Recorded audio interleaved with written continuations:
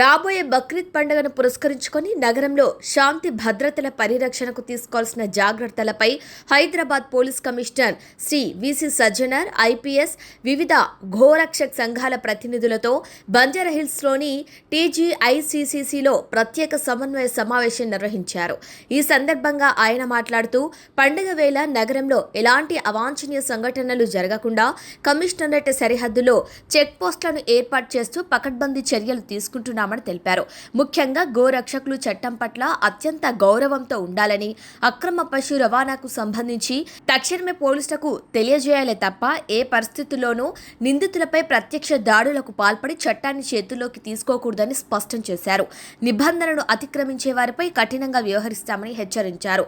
పశువధకు సంబంధించి ప్రజలు మనోభావాలు దెబ్బతీసేలా లేదా ఉద్రిక్తతలు పెంచేలా సోషల్ మీడియాలో రీల్స్, వీడియోలు పోస్టు చేసేవారిపై కఠినమైన క్రిమినల్ కేసులు నమోదు చేయాలని అధికారులు ఆదేశించినట్లు వెల్లడించారు. వాలంటీర్లు చెక్పోస్టుల వద్ద పోలీసులతో కలిసి వెళ్లకూడదని, పశువుల ఫోటోలు తీయటం లేదా నిందితుల వివరాలను సోషల్ మీడియాలో షేర్ చేయటం వంటి పనులు చేయరాదని సూచించారు.